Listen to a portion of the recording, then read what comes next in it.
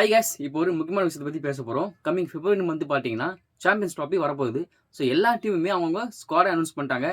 ரெண்டே டீம் மட்டும் இன்னும் ஸ்குவாட் அனௌன்ஸ் பண்ணல. ஒன்று பாகிஸ்தான், ஒன்று இந்தியா. இந்தியா அனௌன்ஸ் பண்ணால் தான் பாகிஸ்தான் அனௌன்ஸ் பண்ணுவாங்கன்னு சொல்லியிருக்காங்க. இப்போ இந்த ஸ்குவாடில் பார்த்தீங்கன்னா மீண்டும் ருத்ராஜ் கெய்க்வாடுக்கு வாய்ப்பு கொடுக்கலங்க.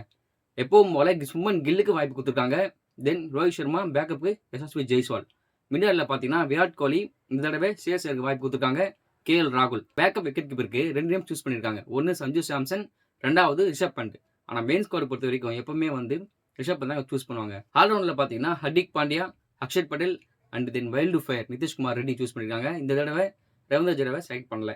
பவுலர்ஸில் பார்த்தீங்கன்னா குல்தீப் யாதவ் இந்த தடவை ஷமிக்கு வாய்ப்பு கொடுத்துருக்காங்க. முகமது சிராஜ், பும்ரா சூஸ் பண்ணுறாங்க. பட் பும்ரா அதுக்குள்ளே ரெக்கவர் ஆகிடுவாருன்னு தெரியல. அதேமாரி அண்ட் தென் யுஸ்வேந்த் சஹாலுக்கு வாய்ப்பு கொடுத்துருக்காங்க. ஸோ இதுதாங்க ஸ்குவாடு. இது அஃபிஷியல் ஸ்குவாடு இல்லை, அனௌன்ஸ் பண்ணுவாங்க. பட் இது நேம்லாம் இருக்குன்னு நான் ஒரு செலெக்ஷன் கெஸ் பண்ணியிருக்கேன். இந்த ஸ்குவாடை பற்றி நீங்கள் என்ன நினைக்கிறீங்கன்னு கமெண்ட் செக்ஷனில் கமெண்ட் பண்ணுங்கள். புதுசாக நம்ம பேஜ் யாராச்சும் வந்தாங்கன்னா நம்ம பேஜை ஒரு ஃபாலோ மட்டும் பண்ணிக்கோங்க. தேங்க்யூ.